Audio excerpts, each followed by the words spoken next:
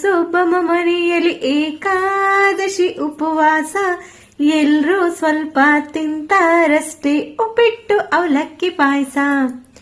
ಆಚೆ ಮನೆಯ ಸುಬ್ಬಮ್ಮ ಮನೆಯಲ್ಲಿ ಏಕಾದಶಿ ಉಪವಾಸ, ಎಲ್ರೂ ಸ್ವಲ್ಪ ತಿಂತಾರಷ್ಟೇ ಉಪ್ಪಿಟ್ಟು ಅವಲಕ್ಕಿ ಪಾಯಸ.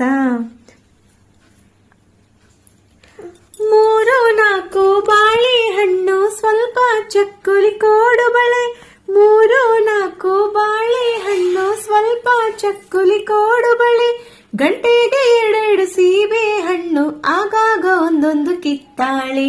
ಆಚೆ ಮನೆಯ ಸುಬ್ಬಮ್ಮ ಮನೆಯಲ್ಲಿ ಏಕಾದಶಿ ಉಪವಾಸ, ಎಲ್ರೂ ಸ್ವಲ್ಪ ತಿಂತಾರಷ್ಟೇ ಉಪ್ಪಿಟ್ಟು ಅವಲಕ್ಕಿ ಪಾಯಸ.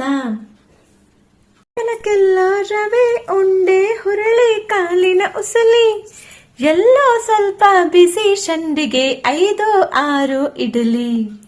ಆಚೆ ಮನೆಯ ಸುಬ್ಬಮ್ಮ ಮನೆಯಲ್ಲಿ ಏಕಾದಶಿ ಉಪವಾಸ, ಎಲ್ರೂ ಸ್ವಲ್ಪ ತಿಂತಾರಷ್ಟೇ ಉಪ್ಪಿಟ್ಟು ಅವಲಕ್ಕಿ ಪಾಯಸ.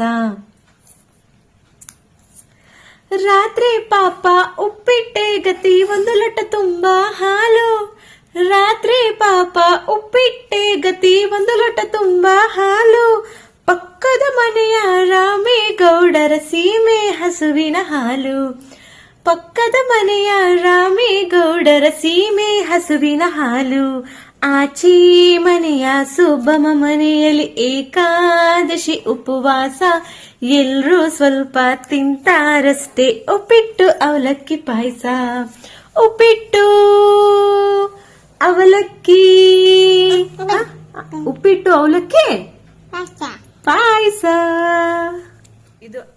ಇದು ಆಯುಧಿದು ಫೇವ್ರೆಟ್ ರೈಮ್ಸು.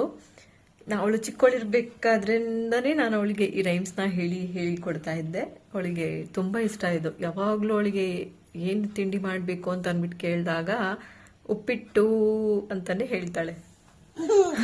ಇದು ನಿಮ್ ಫೇವ್ರೆಟ್ ಬ್ರೇಕ್ಫಾಸ್ಟ್ ಏನ್ ಮಗ? ಉಪ್ಪಿಟ್ಟ. ಮಾಡೋಣ ಉಪ್ಪಿಟ್ಟು? ಮಾಡೋಣ? ಬೇಡ, ಈಗ ಬೇಡ ಮಾಡೋದು. ಮತ್ತೇನ್ ಮಾಡೋಣ? ಏನ್ ಮಾಡೋಣ? ಸಾಂಬಾರ್ ಮಾಡೋಣ. ಓಕೆ, ಬಾಯ್ ಮಾಡಿ. Bye. Okay, see you soon in the next video. Bye.